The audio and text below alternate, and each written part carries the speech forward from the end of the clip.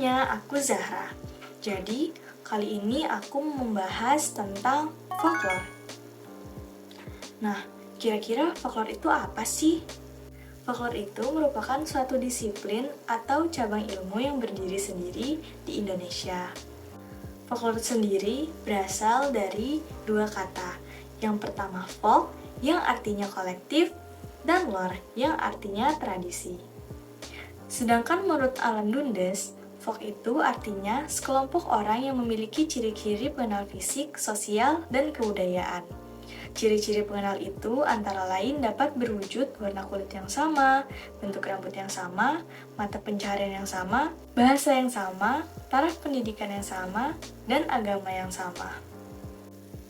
Nah, berdasarkan penjelasan tadi, dapat kita definisikan bersama bahwasanya folklore adalah sebagian kebudayaan suatu kolektif yang tersebar dan diwariskan turun-temurun. Di antara kolektif macam apa saja, secara tradisional dalam versi yang berbeda, baik dalam bentuk lisan maupun contoh yang disertai dengan gerak isyarat atau alat pembantu pengingat. Sebelum Perang Dunia Kedua, para sarjana antropologi Belanda hanya membatasi folklore sebagai kebudayaan petani desa Eropa. Sedangkan kebudayaan orang luar Eropa adalah kebudayaan primitif. Nah, terdapat anggapan walaupun folklore lebih rendah dari kebudayaan kota atau bangsawan Eropa, namun lebih luhur jika dibandingkan dengan kebudayaan primitif Indonesia. Akibatnya pada masa itu, terjadi pembagian kerja antara para ahli etnologi dengan para ahli folklore. Pada masa itu, folklore disebut juga dengan Volkskunde, sedangkan etnologi disebut juga Volkenkunde. Nah, berdasarkan penjelasan tadi, kita dapat menyimpulkan bahwasanya arti folklore itu lebih luas daripada yang dipergunakan sarjana Belanda pada masa sebelum Perang Dunia Kedua. Mengutip sebagian dari pengertian folk yang berbunyi sekelompok orang yang memiliki ciri-ciri pengenal fisik maupun kebudayaan sehingga dapat dibedakan dari kelompok-kelompok lainnya. Maka dari itu, objek penelitian folklore Indonesia menjadi luas sekali karena Indonesia terdiri dari beragam ras, etnis, suku, dan budaya. Misalnya saja dari perbedaan ciri-ciri pengenal fisik. Kita tidak bisa hanya mempelajari folklore dari orang-orang Indonesia yang berkulit coklat, tapi juga orang-orang Indonesia yang berkulit hitam, putih, maupun kuning. Kemudian perbedaan ciri-ciri kebudayaan mata pencaharian hidup. Kita tidak bisa membatasi diri hanya dengan meneliti orang-orang Indonesia yang bermata pencaharian petani, karena ada banyak sekali mata pencaharian di Indonesia seperti nelayan, guru, polisi, bahkan maling, pencopet sekalipun, dan masih banyak lagi. Penelitian kita haruslah merata, dari mulai jenjang SD, SMP, SMA, sampai dengan ke perguruan tinggi.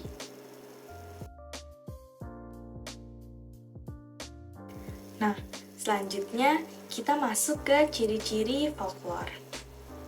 Ciri-ciri folklore yang pertama adalah dilakukan secara lisan. Biasanya folklore ini memang disebarkan dari mulut ke mulut dari setiap generasi. Bahkan bisa juga menggunakan alat bantu, contohnya seperti wayang dan memandang.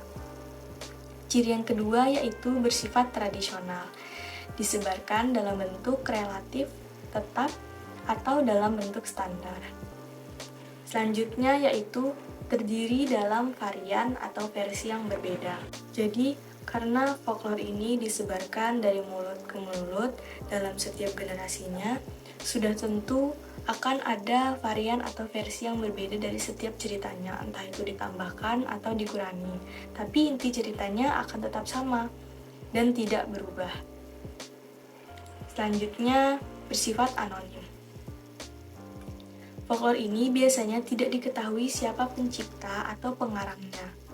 Selanjutnya, berbentuk rumus atau berpola.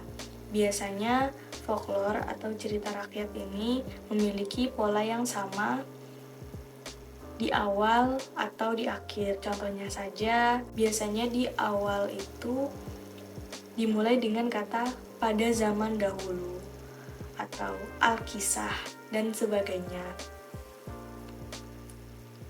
Ciri selanjutnya yaitu mempunyai kegunaan. Biasanya folklore ini mengandung nasihat yang mengarahkan pendengarnya ke dalam norma-norma atau adat istiadat tertentu. Ciri selanjutnya yaitu bersifat pralogis, menjadi milik bersama dan kolektif tertentu karena kembali lagi di awal, folklore ini tidak diketahui biasanya siapa pengarang atau penciptanya. Dan yang terakhir adalah bersifat polos dan lugu. Adapun jenis-jenis folklore sendiri itu ada 3. Yang pertama, folklore lisan. Contohnya seperti bahasa rakyat, ungkapan tradisional, pertanyaan tradisional, puisi rakyat, cerita rakyat, yang terdiri dari mitos, legenda, dan dongeng. Selanjutnya ada folklore sebagian lisan. Contohnya seperti kepercayaan rakyat dan permainan rakyat. Dan yang terakhir adalah folklore bukan lisan. Contohnya seperti makanan rakyat, arsitektur rakyat, seni dan kerajinan tangan, pakaian tradisional, perhiasan, obat tradisional, dan laras musik. Oke, itu tadi sedikit penjelasan dari aku mengenai hakikat folklore. Mohon maaf apabila ada kesalahan atau kekurangan. Terima kasih sudah menonton video ini, and see you!